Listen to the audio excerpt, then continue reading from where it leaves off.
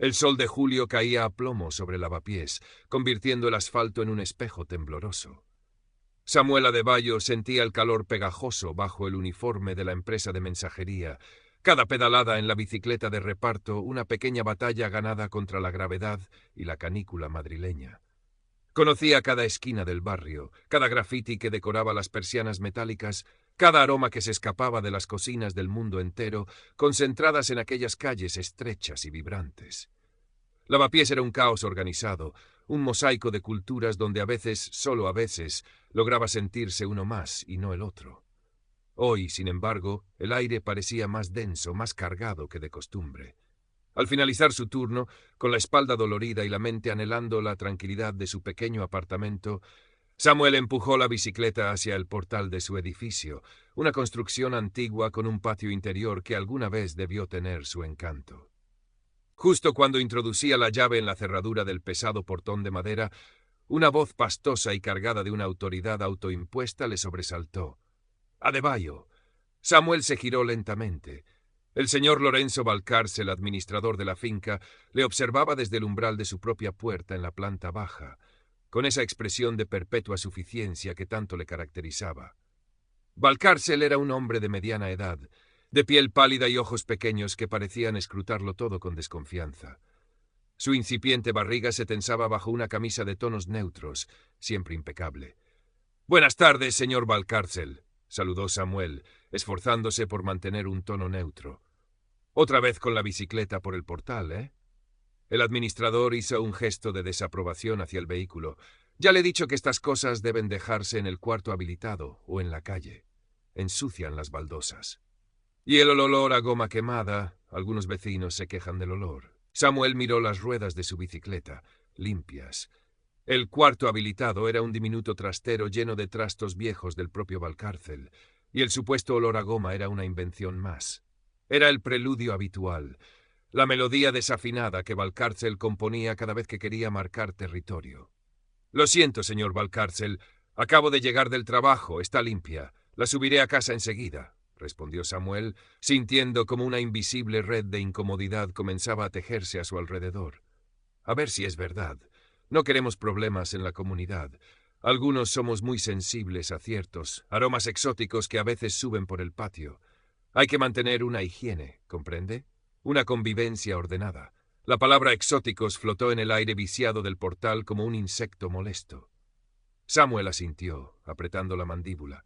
Sabía que cualquier intento de réplica sería inútil, solo alimentaría la verborrea del administrador. Con un escueto, con permiso, pasó junto a Valcárcel, sintiendo su mirada clavada en la nuca, hasta que comenzó a subir los escalones hacia su vivienda en el tercer piso.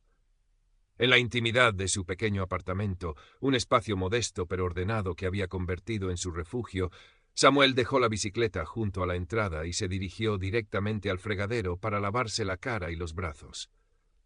El agua fresca alivió momentáneamente el calor y la tensión. Mientras se secaba, sus ojos se posaron en un rincón del salón donde guardaba sus herramientas de restauración y un par de sillas desvencijadas que había rescatado de un contenedor. La madera, incluso en su estado maltrecho, le hablaba. Lijar, ensamblar, barnizar, ese era su verdadero escape, la actividad que le permitía transformar lo viejo y descartado en algo bello y útil. Sacó su cuaderno de bocetos y un carboncillo, y durante unos minutos se perdió en las líneas de un nuevo diseño para una mesita auxiliar, un intento de acallar el eco de las palabras de Valcárcel. Pero la inquietud persistía, como un sabor amargo en la boca. No era la primera vez, ni sería la última, que el administrador le hacía sentir como un intruso en su propio hogar. Los días siguientes transcurrieron bajo una creciente presión. Una mañana, Samuel encontró una nota pegada en su puerta, escrita con la caligrafía pulcra y ligeramente inclinada de Valcárcel, quejándose del ruido excesivo proveniente de su apartamento la noche anterior. Samuel había pasado la noche leyendo y dibujando en silencio. Otra vez fue el supuesto volumen de su música, una música que, según el administrador, no era del gusto de todos los vecinos con criterio. La situación alcanzó un nuevo nivel de hostilidad una tarde de sábado. Samuel regresaba de hacer la compra cuando Valcárcel lo interceptó en el descansillo del primer piso. Su rostro estaba congestionado y agitaba un trozo de papel en la mano. —Adebayo, esto es el colmo —bramó sin preámbulos—. Mire esto. Mire lo que ha hecho. Samuel miró el papel. Era una fotografía borrosa de un arañazo en la pintura de la pared del portal, junto al lugar donde él solía apoyar la bicicleta brevemente antes de subirla. No sé de qué me habla, señor Valcárcel. Yo no he hecho eso. No me venga con cuentos. Ha sido usted con esa bicicleta del demonio. Siempre descuidado, siempre sin respetar las cosas ajenas. Esto va a costar un dineral arreglarlo y, por supuesto, lo va a pagar usted. O mejor aún, quizás sea la excusa perfecta para que la agencia propietaria revise su contrato. Hay personas que simplemente no saben vivir en comunidad. La injusticia de la acusación golpeó a Samuel con fuerza. El arañazo era mínimo, y él estaba seguro de no haberlo causado. Pero la mirada triunfante de Valcárcel, su tono cargado de un desprecio apenas disimulado, le indicaron que estaba ante una nueva ofensiva, más directa y peligrosa. «Yo no he sido», repitió Samuel con una firmeza que no sentía, «y no voy a pagar por algo que no he hecho». «Ya veremos», espetó Valcárcel, sus pequeños ojos brillando con malicia. «Ya veremos si ustedes pueden hacer siempre lo que les da la gana en este país». La palabra «ustedes» resonó en los oídos de Samuel como un portazo. Se sintió acorralado, la rabia y la impotencia luchando en su interior. Subió a su apartamento con el corazón latiéndole con fuerza, la imagen del rostro de Valcárcel grabada en su retina. Esa noche el sueño le fue esquivo. La sensación de ser constantemente vigilado, juzgado y malinterpretado se estaba volviendo insoportable. Empezó a documentar cada incidente, cada comentario, cada nota, con una meticulosidad nacida de la desesperación. Anotaba fechas, horas, palabras exactas. Era un escudo frágil contra una marea de hostilidad, pero era lo único que tenía. En el mismo edificio, en el apartamento contiguo al de Samuel, vivía Elena García, una estudiante de Historia del Arte que apenas superaba los 20 años. Era una chica observadora y sensible, aunque algo tímida. Había presenciado varias de las interacciones entre Samuel y Valcárcel, siempre desde la distancia, sintiendo una creciente incomodidad. El tono de Valcárcel, sus insinuaciones, le revolvían el estómago. Pero el miedo a las represalias del administrador, que también era su casero indirecto y conocido por su carácter vengativo, la mantenía en silencio. Veía a Samuel ir y venir, siempre educado, siempre discreto, y una punzada de vergüenza la asaltaba por su propia pasividad. Un día, mientras Elena bajaba la basura, vio a Samuel en el patio interior, intentando arreglar una de las cuerdas del tendedero común que se había roto. Valcárcel había pasado por allí hacía un momento, ignorando el problema con un encogimiento de hombros y un comentario sobre lo poco que duran las cosas cuando no se cuidan. Samuel, sin decir nada, había ido a por sus herramientas. Elena se acercó con timidez. «Hola. ¿Necesitas ayuda?» Samuel levantó la vista, sorprendido. Era la primera vez que un vecino, aparte de algún saludo fugaz, le dirigía la palabra de forma amable. «Hola, no te preocupes, casi está. Gracias». Un silencio incómodo se instaló entre ellos, solo roto por el chirrido de la cuerda al tensarse. He oído algunas cosas», murmuró Elena, sin atreverse a mirarlo directamente. «Con el señor Valcárcel. No está bien lo que hace». Samuel dejó las herramientas y la miró por primera vez con atención. En los ojos de la chica vio una mezcla de preocupación y miedo. No está bien», respondió él con un suspiro, «pero parece que tiene todo el poder». «No debería ser así», dijo Elena con un hilo de voz. Aquel breve intercambio fue como una pequeña semilla plantada en un terreno árido. Los días siguientes, Elena comenzó a saludar a Samuel con una sonrisa más abierta. Un día, al ver que él llegaba empapado por una tormenta de verano repentina, le ofreció un paraguas para el día siguiente. Pequeños gestos que para Samuel significaban un mundo. La presión de Valcárcel, sin embargo, no cesaba. Una tarde Samuel encontró una nueva nota, una queja formal por supuestas reuniones ruidosas y olores de cocina extraños que perturbaban la paz de los vecinos. La nota amenazaba con informar a la agencia propietaria si no cesaban esas actividades molestas e impropias de un edificio decente. Samuel vivía solo y su cocina era sencilla, casi frugal.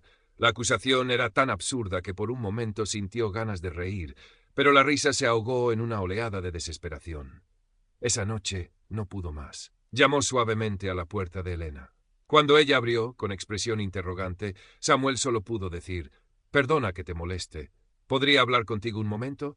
necesito que alguien me escuche. Elena vio la angustia en sus ojos oscuros, la tensión en sus hombros. Dejó a un lado sus miedos. Claro, Samuel, pasa. Durante más de una hora Samuel le contó todo, el acoso constante, las acusaciones falsas, el sentimiento de impotencia. Le enseñó las notas de Valcárcel, su pequeño diario de incidentes.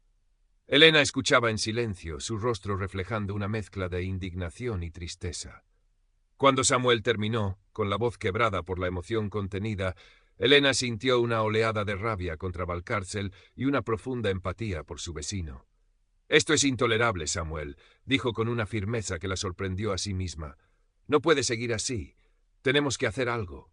«¿Pero qué podemos hacer? Él es el administrador. Parece que nadie se atreve a contradecirle».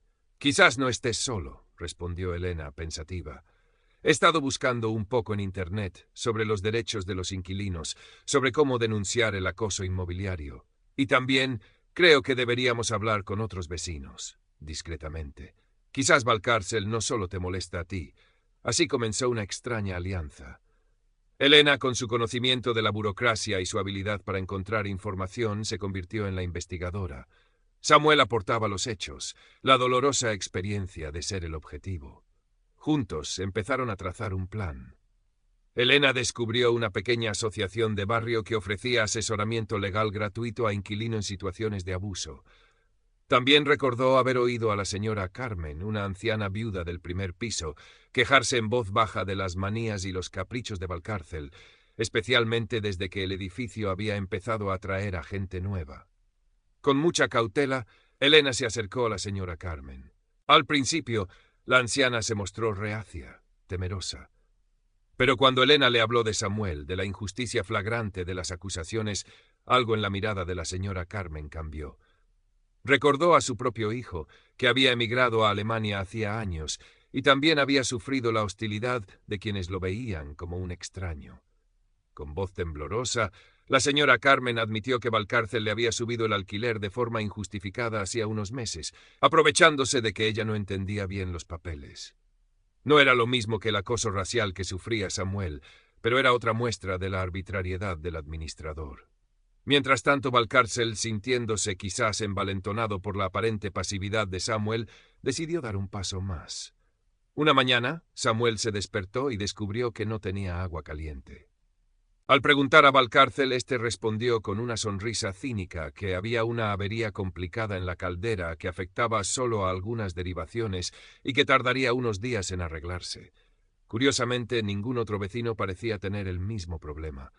Era una tortura sutil, un recordatorio constante de quién mandaba.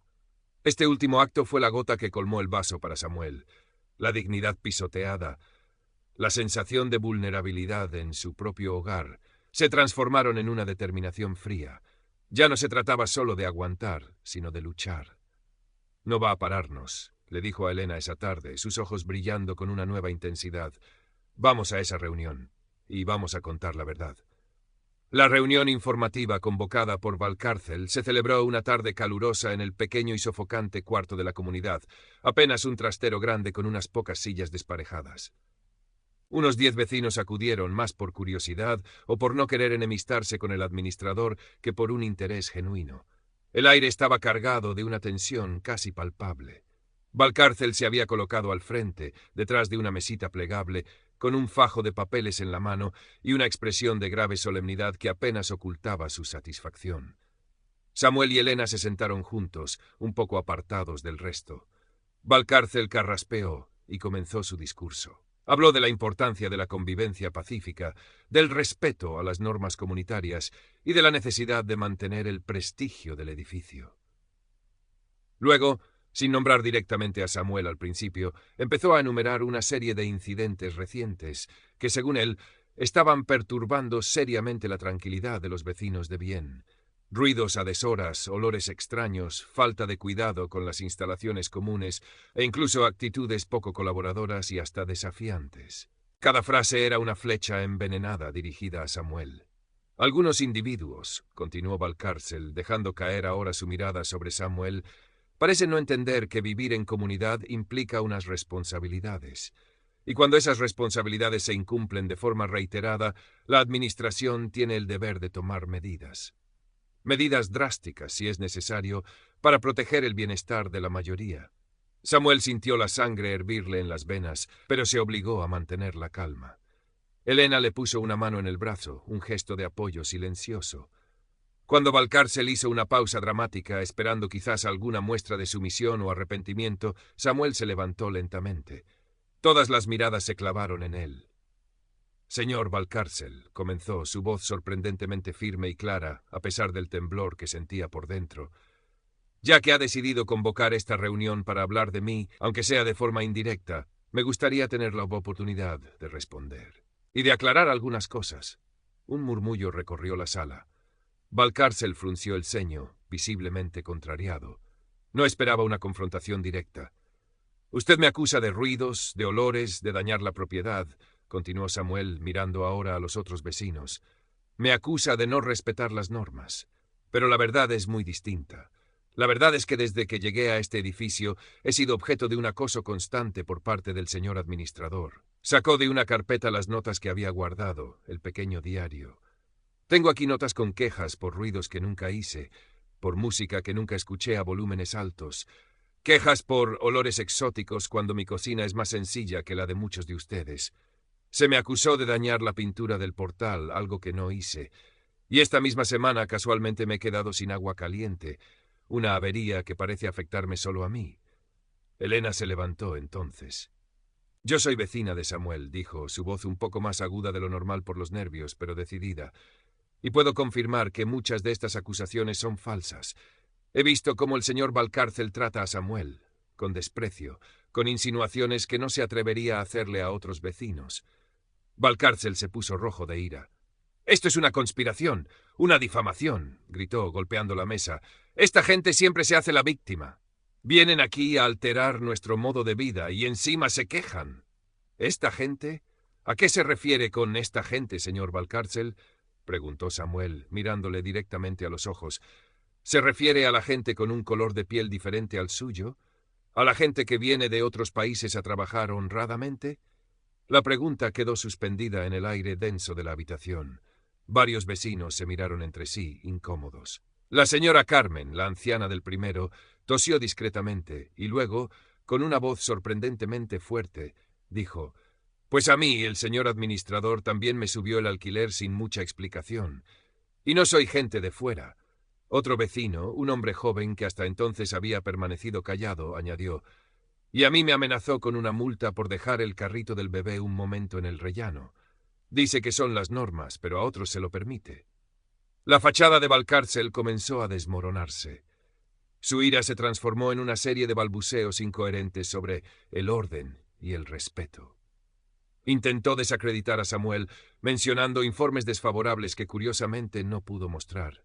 Pero ya era tarde. La semilla de la duda había sido plantada, y la dignidad con la que Samuel y Elena habían expuesto su caso contrastaba brutalmente con la actitud descontrolada del administrador. La reunión terminó sin una resolución formal, pero algo fundamental había cambiado. Valcárcel ya no era la autoridad incuestionable. Había quedado expuesto. En los días que siguieron, el ambiente en el edificio fue extraño. Valcárcel evitaba a Samuel y a Elena, y muchos vecinos le dirigían miradas frías o simplemente lo ignoraban. Un pequeño grupo, encabezado por Elena y con el apoyo de la señora Carmen y el vecino joven, redactó una carta formal a la agencia propietaria del edificio, detallando las quejas contra Valcárcel y adjuntando las pruebas que Samuel había recopilado, incluyendo una grabación que Elena había logrado hacer discretamente durante la reunión, donde se oían claramente los comentarios más despectivos y racistas del administrador. La respuesta de la agencia tardó un par de semanas, pero llegó. Informaron que, tras una investigación interna, habían decidido relevar de sus funciones al señor Valcárcel como administrador de la finca debido a numerosas irregularidades y quejas fundamentadas sobre su gestión y trato a los inquilinos. Nombrarían un nuevo administrador en breve. La noticia corrió como la pólvora por el edificio. No hubo celebraciones ruidosas, pero sí una sensación palpable de alivio. Valcárcel desapareció discretamente unos días después, llevándose sus pocas pertenencias y su amargura. Una tarde, Samuel y Elena estaban sentados en un banco de la plaza de Lavapiés, observando el ir y venir de la gente. El sol de agosto empezaba a ser más amable. «Lo conseguimos», dijo Elena, con una sonrisa cansada pero satisfecha. «Lo conseguimos», repitió Samuel. «Gracias a ti, y a la señora Carmen, y a los demás que se atrevieron. Tú fuiste el valiente, Samuel, el que no se rindió». Samuel miró las fachadas coloridas, los niños jugando en la fuente, la mezcla de razas y culturas que hacían de aquel barrio un lugar único. Sabía que el racismo no desaparecería por arte de magia. Sabía que la lucha por la dignidad era una constante. Pero en aquel momento, bajo el cielo azul de Madrid, sintió una paz que hacía mucho tiempo no experimentaba. Ya no era solo el otro. Era Samuel Adebayo, el vecino del tercero, el que sabía restaurar la belleza en la madera vieja, el que con la ayuda de una amiga había demostrado que a veces, solo a veces, los pequeños David pueden vencer a los Goliat de la intolerancia. Sacó su cuaderno y su carboncillo. Elena le observaba mientras sus dedos comenzaban a trazar líneas sobre el papel. No era un mueble esta vez.